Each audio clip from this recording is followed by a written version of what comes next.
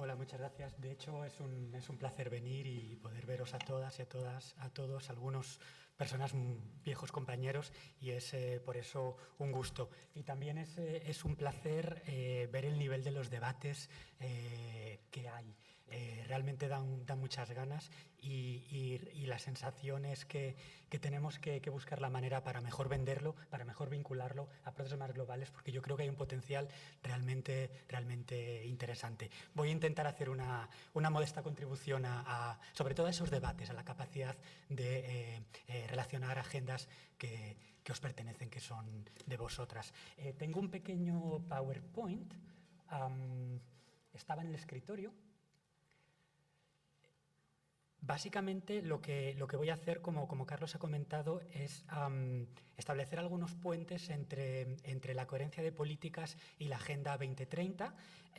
Voy a intentar hacerlo también desde algunas ideas europeas para que nos permitan ver en qué punto está la Unión Europea y cómo podría contribuir a los debates que se están teniendo. Y lo voy a hacer básicamente teniendo como centro un informe que el día 16 de este mes Concord va a lanzar y que pretende ser también una contribución. Es un informe, y aquí hay un tema también muy curioso, que se hizo en un Concord también renovado porque veníamos sintiendo que las agendas cada vez estaban más relacionadas. A pesar de un trabajo muy clásico de incidencia, nos encontrábamos que de esos más de 20 grupos de trabajo en los que Concord, la Confederación Europea de Organizaciones de Desarrollo, de la que la coordinadora española es miembro, pues en esos grupos, organizados temáticamente, cada vez estábamos más trabajando con temáticas del vecino y que necesitábamos buscar otra manera. La respuesta es también una nueva estrategia de Concord que se organiza en 4 grandes bloques, hubs, que permiten trabajar más interrelacionadamente. Tiene muchos retos, estamos empezando, desplegándola como la propia Agenda 2030. Pero sí va produciendo algunos elementos como este informe. Por cierto, uno de los retos es cómo mantener un nivel de discurso relevante y al mismo tiempo notar que estamos pulsando temáticas desde las que podamos trabajar e introducir cambio en los procesos de toma de decisiones de políticas. No es sencillo. Sí. Es Spanish National Platform, el anteúltimo. Ahí. Bueno. En realidad, una gran parte de los debates han tenido lugar esta mañana, como la Agenda 2030 se basa en tres pilares: ambiental, económico, socioeconómico, social, y además este componente de gobernanza. ¿Cómo la estamos organizando? Se está organizando en 17 objetivos, pero a mí me parece relevante volver a mencionar que es una agenda transformativa de las relaciones de poder, de la distribución de los recursos. Es desde ahí, desde la que la estamos tomando como sociedad civil, desde Concord. Y es una agenda que consideramos que tiene que ser universal. Y además nos sentimos a gusto como Concord, Confederación de Organizaciones de Desarrollo, en principio, pero que sentimos que es una agenda universal, que no se trata solamente de nuestro pequeño silo. Es una universal en el sentido de que concierne a todos los países, a todas las políticas, no solo externas, sino también internas, no solo la de desarrollo, sino todas ellas, y también en el sentido de que como europeos afrontamos retos globales que nos conciernen a todos y a todas, a las personas, también a los países. Y que concernir implica responsabilidades compartidas en este espacio europeo, y también implica que no olvidemos algunas causas clásicas y muy necesarias hoy más que nunca por las que hemos estado trabajando, como por ejemplo la ayuda oficial al desarrollo, suficiente, de calidad, justamente en este momento en el que nos estamos trabajando en nuevos marcos. Es un debate también que está en Europa, no solo en España, y que tendremos que seguir atendiendo mucho, porque la Agenda 2030 nos permite muchas oportunidades, pero atención a los riesgos. Querría también acabar la exposición probablemente con una imagen de cuáles son los riesgos para que no los minusvaloremos y los podamos utilizar en un término más de oportunidad. ¿Cómo lo quería hacer? En realidad estuve pensando y creo que la mejor manera de comenzar para este puente es con un ejemplo muy concreto. Si podemos pasar al siguiente, la siguiente acá. Este es un caso de mi organización en la que trabajo. Podría ser cualquier otro caso, como todas las organizaciones tenéis. Es también un caso, y también yo creo que es un dato importante, de una organización de desarrollo, en principio clásica, como Alianza por la Solidaridad. Pero lo que estamos trabajando es en un caso que viene muy bien relacionado con la agenda tanto de universalidad como de coherencia de políticas.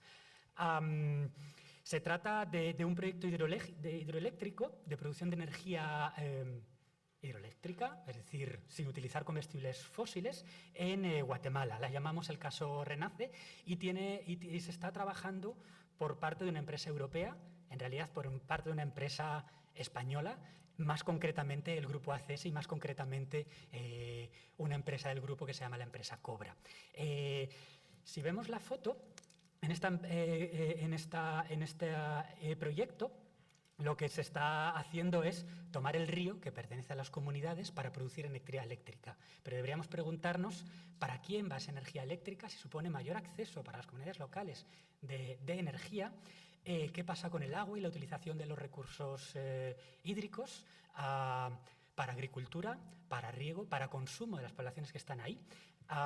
¿Qué es lo que está pasando también con el respeto a la biodiversidad y a una fauna y a una flora en un lugar de alto valor ecológico, pero también de alto valor, no sé decir, cultural, ¿no? Por no hablar en términos religiosos, cultural para las propias comunidades?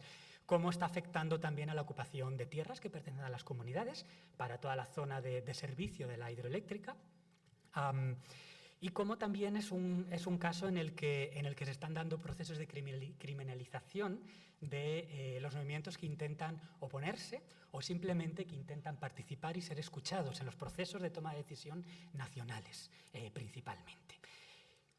Si me apuráis, diría también que es un ejemplo en el que nos plantea qué tipo de trabajo como sociedad civil en múltiples niveles, universalidad y coherencia de políticas, que vamos a ver. Si lo analizamos dentro del marco de los ODS, vamos a ver que está afectando a objetivos desde una idea integral, como el número 15, que tiene que ver con proteger, restaurar y promover los ecosistemas terrestres, pero vamos a ver que tiene también que ver con el objetivo 16, que es acerca de sociedades pacíficas, mejor gobernadas, y si vamos incluso más abajo a las metas, podemos estar viendo cómo es necesario establecer y mantener y potenciar instituciones transparentes que consultan. Es una cuestión también de respeto a los derechos humanos.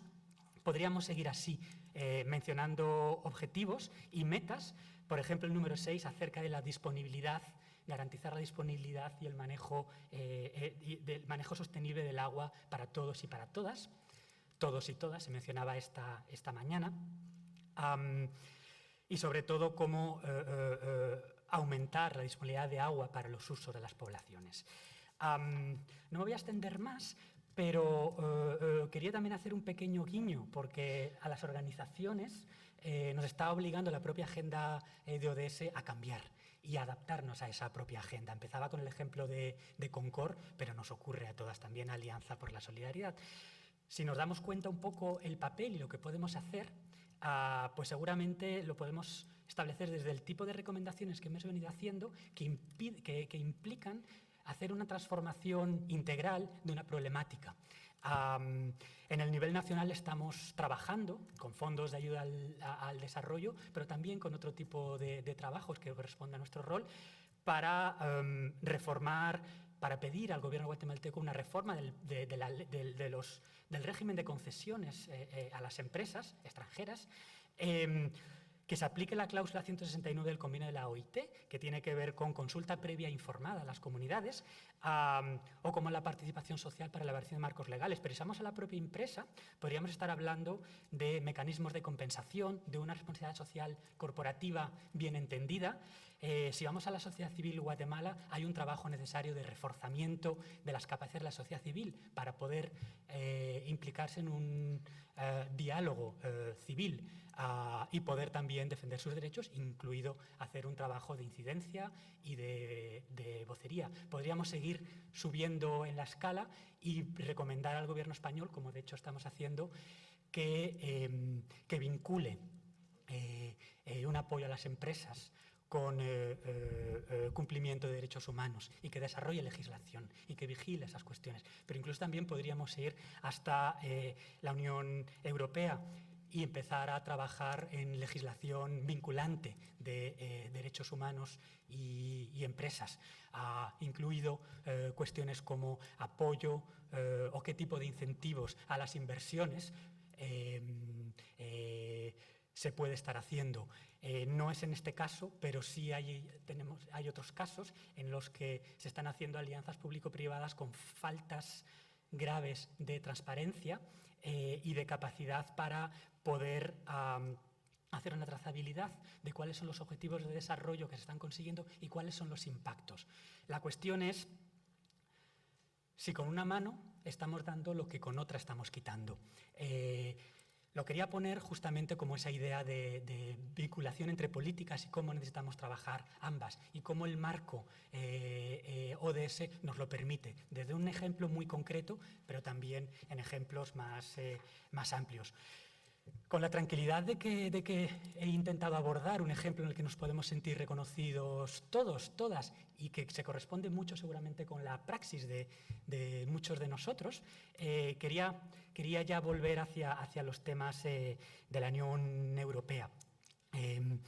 Bajo esta idea de integralidad y de coherencia de políticas, lo que estamos viendo es que coherencia de políticas es un elemento sistémico, es estructural, es parte de una agenda integral en los ODS.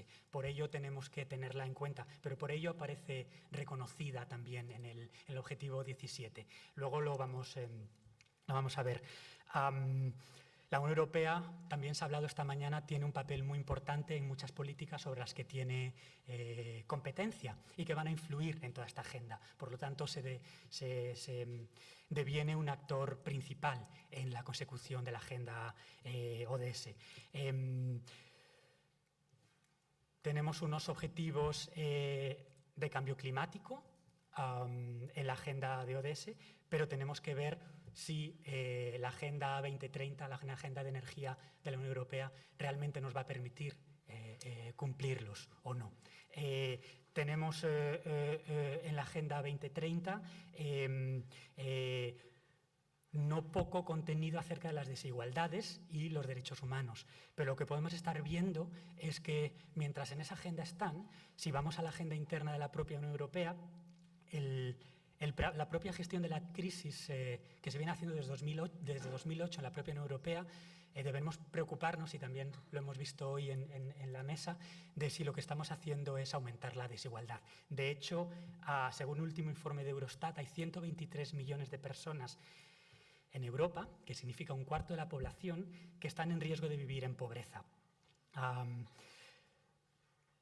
Si vamos a los derechos humanos, la gestión de la crisis y de asilo y refugio nos está planteando también un tema de coherencia de políticas. Por un lado, queremos trabajar en las causas profundas que lleva a la gente a migrar, pero por otro lado, probablemente no estemos haciendo la mejor manera. No me voy a referir a financiación al desarrollo sostenible, pero es otro caso claro de cómo una agenda integral tiene que tener la coherencia de políticas en su corazón, en su corazón y en su cabeza, quiero decir, como centro. El último informe de Aidwatch nos muestra cómo no estamos cumpliendo con los niveles de AOD, pero lo que es peor es que si vamos a ver la evasión fiscal que se produce en el marco de la Unión Europea, pues esta es 10 veces mayor a los fondos de la propia AOD.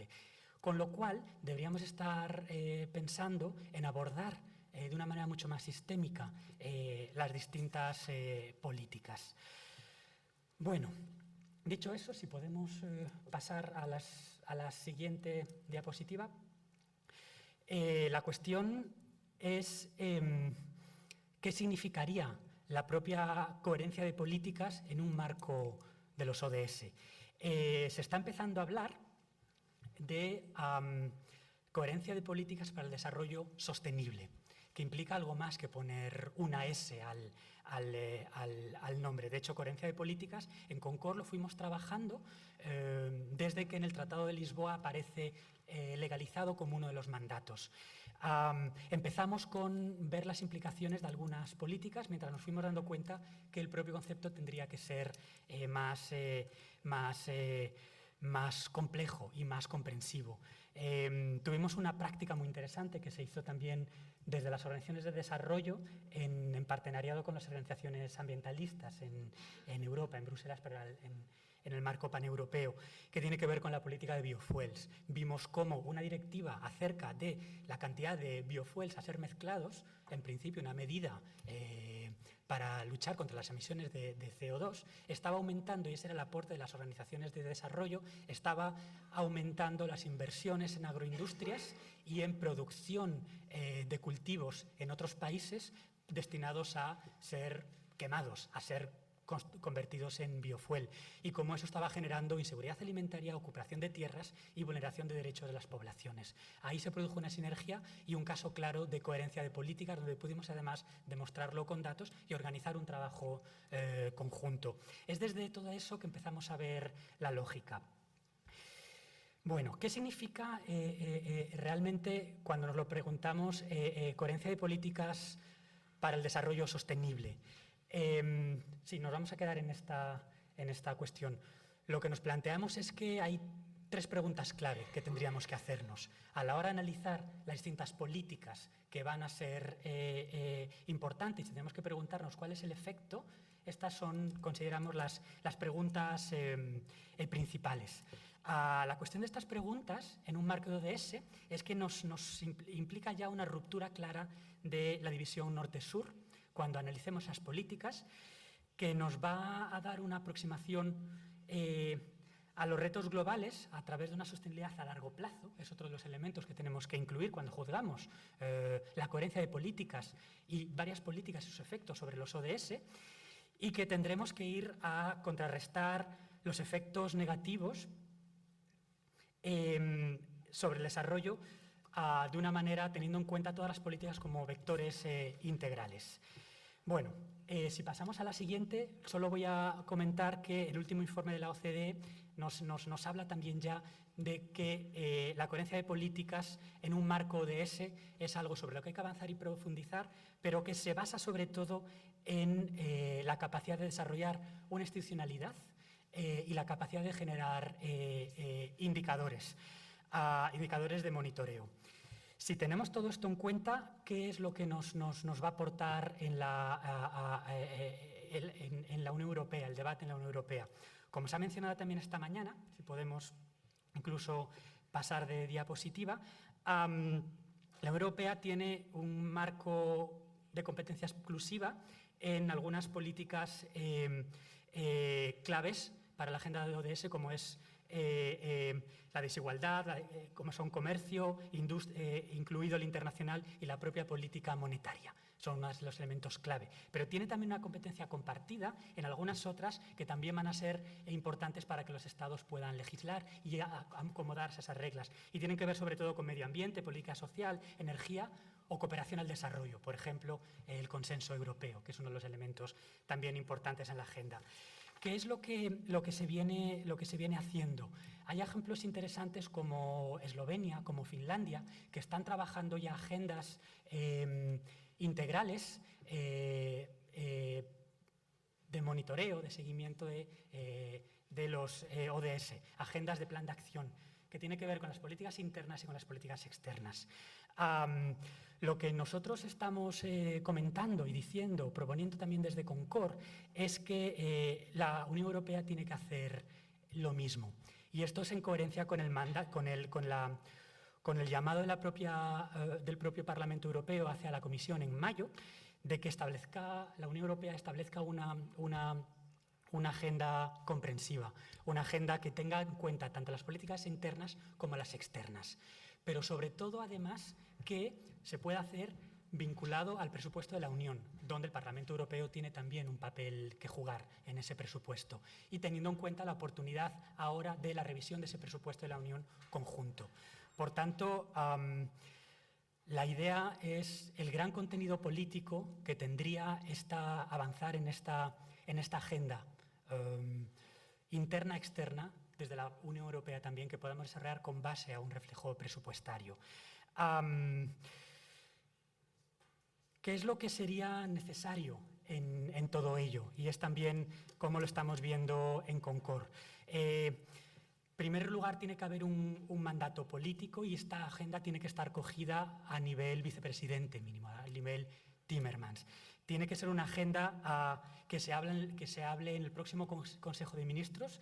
Va a ser importante la revisión, una primera traslación de cómo abordar esta agenda, también el Consenso Europeo del Desarrollo, pero otros elementos como, por ejemplo, la revisión del Acuerdo de Cotonú con los países ACP. Hay bastantes elementos que nos van a dar ya una idea, pero tendría que ser cogida desde un aspecto político. Será importante que generemos un marco de monitoreo robusto donde la Unión Europea pueda establecer también una serie de indicadores que atañen a aquellas políticas que la Unión Europea tiene competencia y que puede contribuir y que se haga en relación al trabajo coordinado con los Estados miembros. Esa sería la aportación. Desde ahí se ha hablado esta mañana y también son aportes. Hay margen para un trabajo con los parlamentos nacionales y en el propio Parlamento Europeo. Sería también un margen para que se incluyan informes de monitoreo también a nivel político y cualitativo, que nos permita abordar esta cuestión de la coherencia de políticas. En ese marco será importante también que se trabaje en elementos de rendición de cuentas.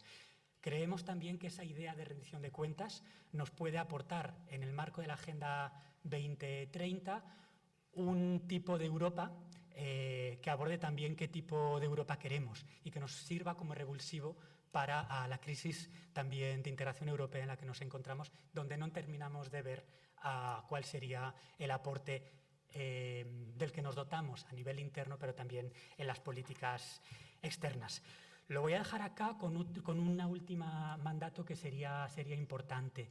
Cuando analizamos políticas internas y externas bajo la idea de coherencia de políticas, será necesario también que las delegaciones de la Unión Europea se puedan abordar en consultas con las organizaciones de la sociedad civil cuáles son las repercusiones sobre el desarrollo de esas políticas. Igual que lo tenemos que hacer a nivel europeo, sería un marco importante que esto se pueda debatir en el propio diálogo con los países y con la sociedad civil, para poder también reflejar la voz de los más vulnerables y también reflejar bien cuáles son las vulneraciones de derechos que se puedan estar haciendo con las distintas políticas.